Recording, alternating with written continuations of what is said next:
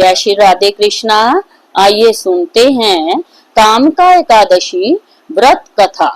एक बार युधिष्ठिर ने भगवान श्री कृष्ण से कहा कि आपने जिस तरह अन्य एकादशी व्रत के बारे में बताया है, उसी तरह से आप श्रावण मास के कृष्ण पक्ष की एकादशी के बारे में बताएं। इस पर श्री कृष्ण ने कहा कि इस एकादशी की कथा और महत्व के बारे में ब्रह्मा जी ने नारद जी को बताया था। वही कथा आपको बताता हूँ, जो कुछ इस प्रकार से है। ब्रह्मदेव ने नारद जी से कहा कि सावन कृष्ण पक्ष की एकादशी को कामका एकादशी के नाम से जानते हैं। कामका एकादशी की कथा सुनने मात्र से ही वाजपेय यज्ञ के समान पुण्य फल प्राप्त होता है।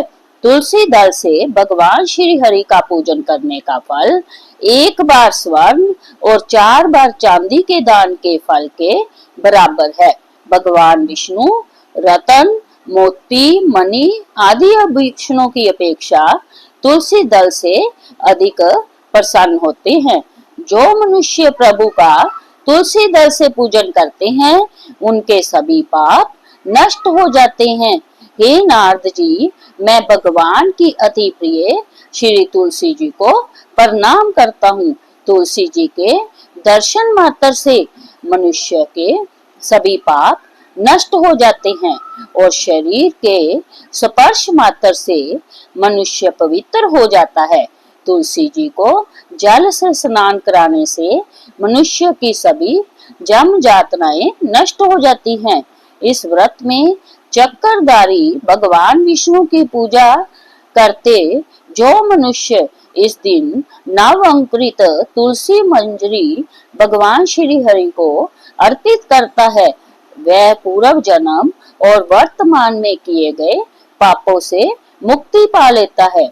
भगवान के सामने जो मनुष्य घी या तिल के तेल का दीपक जलाते हैं, उनको सूर्य लोक में भी सहस्रों दीपक का प्रकाश मिलता है। अब मैं आपको एक पौराणिक कथा सुनाता हूँ। कथा आगे बढ़ाने से पहले साथियों, यदि आप मेरे चैनल पर नए हैं तो चैनल को सब्सक्राइब करें और वीडियो अच्छी लगे तो वीडियो को लाइक करें। कथा सुनने से पहले प्रेम से बोलिए जय श्री हरि विष्णु, जय माँ लक्ष्मी। एक गांव में एक वीर क्षत्रिय रहता था। एक दिन किसी कारणवश उसकी ब्राह्मण से हाथापाई हो गई और ब्राह्मण की मृत्यु हो गई।